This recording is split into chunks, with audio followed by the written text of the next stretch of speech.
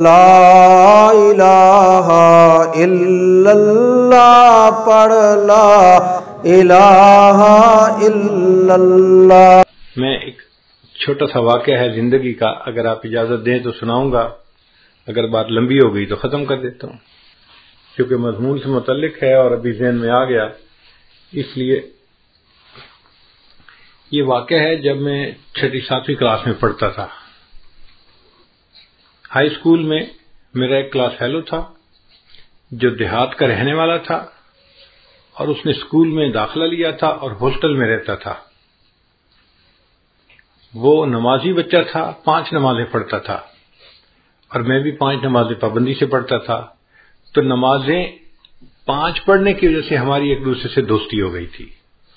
چنانچہ ہم کلاس میں ڈیسک پہ بھی ایک دوسرے کے ساتھ بیٹھتے تھے، اور اللہ کی شان کے کلاس میں فرسٹ آتا تھا، وہ سیکنڈ آتا تھا، تو ہم دونوں قابل لڑکے سمجھے جاتے تھے۔ تو نیچرل ایفینٹی ہمارے اندر پیدا ہو گئی ایک دوسرے کے ساتھ، نماز کی وجہ سے اور تعلیم میں اچھے ہونے کی وجہ سے ہماری دوستی فطرتاً ایک دوسرے کے ساتھ ہو گئی۔ ہم اکثر اوقات اکٹھا پڑھتے، اکٹھا بیٹھتے، وقت اکٹھا گزرتا تھا۔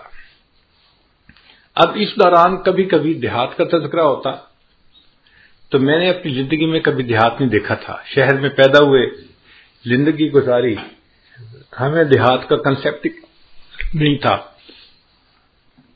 اس زمانے میں مجھے یہ بھی پتہ نہیں تھا کہ گندم کسی پودے پہ لگتی ہے یا کسی درخت کے اوپر لگتی ہے، مجھے کچھ پتہ نہیں تھا۔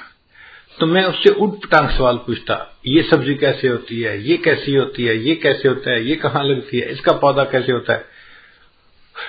وہ مجھے سمجھاتا تو صحیح، مگر ساتھ ساتھ میری سادگی پہ ہنستا بھی صحیح کہ کیسے بے وقوفی کے سوال پوچھتا ہے۔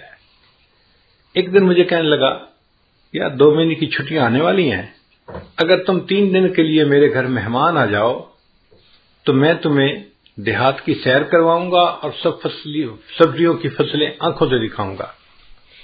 میں نے بڑا ایکسائٹڈ فیل کیا، اچھا میں سبزیاں دیکھوں گا، دیہات دیکھوں گا۔ تو میں نے گھر آ کے امی سے کہا کہ امی، میرے دوست نے مجھے دعوت دی ہے، میں نے 3 دن کے لیے اس کے گھر جانے کا وعدہ کر لیا ہے۔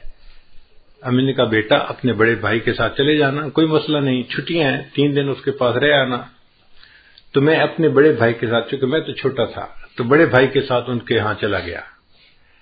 رات ہم نے گزاری، اگلے دن فجر کی نماز پڑھی، تو فجر کے بعد بہت ٹھنڈی فضا تھی۔ دیہاتوں میں گرمیوں کے موسم میں فجر کا وقت بڑا سہانا ہوتا ہے، صاف ستھری ڈسٹ فری ہوا ہوتی ہے، اور سبزیاں لہلہاتی ہوئی ہوتی ہیں، اور انسان حیران ہوتا ہے دیکھ کے ان کو، نیچرل حسن بندے کو نظر آتا ہے۔ میرا دوست مجھے کہنے لگا، آؤ میں آپ کو سبزیوں کی سیر کرواؤں۔ میں نے کہا ٹھیک ہے۔ اب وہ مجھے لے کے چلا، یہ کھیت، اس میں دیکھو مولی لگی ہوئی ہے، اور اس میں گاجر لگی ہوئی ہے، اور اس میں شلجم لگے ہوئے ہیں، اور اس میں گوبھی لگی ہوئی ہے۔ اس طرح وہ مجھے سبزیوں کا تعارف بھی کروا رہا تھا اور فصلیں بھی دکھا رہا تھا، اور میرے لیے تو ہر چیز ایک نئی چیز تھی، میں دیکھتا جا رہا تھا۔ اللہ کی شان دیکھیں کہ ہم کچھ دور آگے چلے تو زمین کا 1 ایکڑ، ایک ٹکڑا بڑا، وہ خالی پڑا ہوا تھا، اور ایک بندہ اس میں ہل چلا رہا تھا۔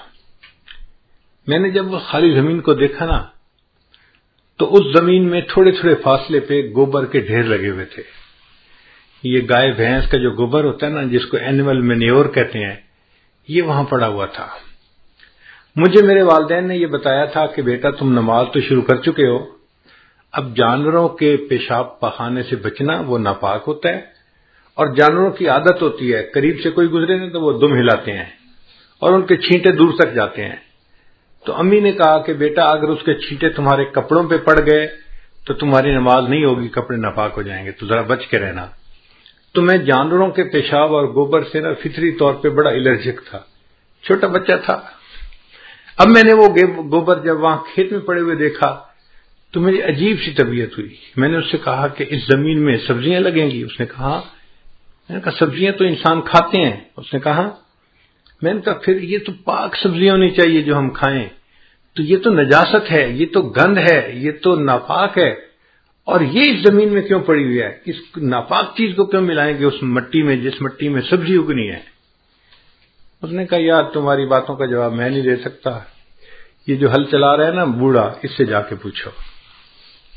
میں چھوٹا سا بچہ تھا، بھول تھا، میں اس انکل کے پاس چلا گیا۔ میں نے جا کے کہا کہ انکل یہ زمین آپ کی ہے؟ اس نے کہا۔ میں نے کہا اس زمین میں آپ نے سبزیاں لگانی ہیں؟ اس نے کہا میں نے سبزی لگانی ہے۔ میں نے کہا اگر آپ نے اس زمین میں سبزی لگانی ہے تو یہ جانوروں کا گوبر اس مٹی پہ کیوں آپ نے رکھا ہوا ہے؟ یہ تو ناپاک ہوتا ہے، یہ تو نجس ہوتا ہے، یہ تو بدبودار ہوتا ہے، یہ تو نفرت کے قابل ہوتا ہے، اور جو سبزی ہم کھائیں گے اس کے ساتھ یہ گوبر ملے گا تو ہم کیسے وہ سبزی کھا سکیں گے؟ اس نے کہا بچے تمہاری نظر میں یہ گوبر ہے، میری نظر میں یہ فرٹیلائزر ہے، میں اسے زمین میں ملاؤں گا اور سبزی لگاؤں گا تو سبزی کے سائز بہتر ہو جائے گا، کوالٹی بہتر ہو جائے گی، اس فرٹیلائزر سے سبزی کو فائدہ ہو جائے گا اور میرا پروفٹ بڑھ جائے گا، اس لیے میں نے یہ گوبر رکھا ہے زمین میں ملانے کے لیے۔ اب اس زمانے میں چھوٹا تھا تو مجھے بات پوری سمجھ میں نہیں آئی، میں نے اس کے آئیڈیا کو بائی نہیں کیا۔ میں نے کہا نہیں آپ غلط کر رہے ہیں، آپ کو ایسا نہیں کرنا چاہیے، اور یہ سارا گوبر یہاں سے اٹھا دینا چاہیے اور اس کو مٹی میں نہیں ملانا چاہیے۔ اس وقت میں یہ کہہ کے آ گیا۔ آج اس عمر میں جب میں اپنے بچپن کے اس واقعے کو یاد کرتا ہوں تو مجھے یہ بات سمجھ میں آتی ہے کہ جسے ہم نجاست کہتے ہیں، گندگی کہتے ہیں، نفرت کی نظر سے دیکھتے ہیں، جس میں بدبو ہے، جو ناپاک ہے، اس چیز کو اگر کسی کھیت میں ملایا جاتا ہے تو وہ چیز کھیتی کو فائدہ دے دیتی ہے۔ ہم انسان ہو کر اگر ساتھ والے بندے کو فائدہ نہیں دیتے تو کہیں قیامت کے دن اللہ کی نظر میں ہم گندگی اور گوبر سے زیادہ گئے گزرے تو نہیں بن جائیں گے۔ اللہ کہیں گے تو گوبر سے بھی کیا گزرا، تو نے اپنے ساتھ والوں کو کیا فائدہ پہنچایا؟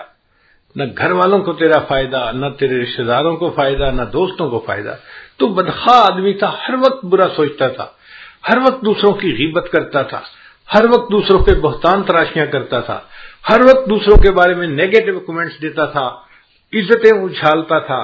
تو کہاں کا اچھا انسان ہے، تو گوبر سے بھی کیا گزرا ہے۔ تو اللہ تعالی ہمارے اندر خیر خواہی کے جذبے کو بڑھائے اور ہم ایک اچھے خیر خواہ انسان بن کے زندگی گزاریں۔ آپ سوچئے اگر سب انسان ایک دوسرے کے ایسے خیر خواہ بن جائیں گے تو معاشرے میں کتنی محبتیں ہوں گی، پیار ہوگا، الفت ہوگی، صحیح انسانیت کی تصویر ہمیں اس معاشرے میں نظر آئے گی۔ نبی اسلام نے فرمایا الدین النصیحہ، دین سراسر خیر خواہی ہے۔ اللہ تعالی ہمیں خیر خواہی کی زندگی گزارنے کی توفیق عطا فرمائے۔ وآخر دعوانا ان الحمد للہ رب العالمین۔